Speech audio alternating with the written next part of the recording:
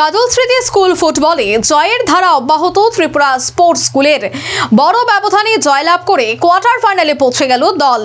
অপরদিকে বড় জয়ের সুবাদে কোয়ার্টার ফাইনালে আশা বাঁচিয়ে রাখলো ডন বস্কো স্কুল।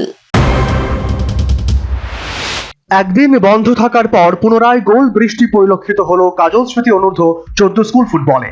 সোমবার আসরের 13তম দিনে মাঠের দর্শক উপভোগ করলো দুটি ম্যাচে 15টি গোল। দিনের প্রথম ম্যাচটিতে ডন বস্কো স্কুল আগরতলা 7-0 গোলের ব্যবধানে আগরতলা ইন্টারন্যাশনাল স্কুলকে হারিয়ে দেয়। বিরতির আগে বিজয়ী দল এগিয়ে ছিল 4-0 গোলের ব্যবধানে। বিরতির পর পরিলক্ষিত হয় একই ধারাবাহিকতা, যার কারণে বিজয়ী দল নির্ধারিত সময়ের ম্যাচে জয়লাভ করে 7-0 গোলের ব্যবধানে। বিজয়ী দলের পক্ষে হ্যাটট্রিক করেন এরিয়ান জামাতিয়া। এই জয়ের সুবাদে বিজয়ী দল কোয়ার্টার ফাইনালে যাওয়ার আশা বাঁচিয়ে রাখে আসরে।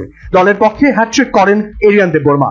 অন্যদিকে আসরের দ্বিতীয় ম্যাচটিতে ত্রিপুরা স্পোর্টস স্কুল 7-1 গোলের ব্যবধানে ডন বস্কো মান্দাই স্কুলকে পরাজিত করে কোয়ার্টার ফাইনালে পৌঁছে যায়। একতরফা লড়াইতে বিজয়ী দল প্রথমার্ধে এগিয়ে ছিল 3-1 গোলের ব্যবধানে। শুরুর 7 মিনিটে ডন বস্কো মান্দাই জেমস দেববর্মা দেওয়া গোলে এগিয়ে ছিল, কিন্তু গোল হজমের পর প্রতিপক্ষ ত্রিপুরা স্পোর্টস স্কুলের গতি এবং ক্ষিপ্রতার কাছে আত্মসমর্পণ করে প্রতিপক্ষের ফুটবলাররা, যার কারণে লাগাতার জাল নাড়িয়ে ব্যবধান বাড়িয়ে নেয় বিজয়ী দল।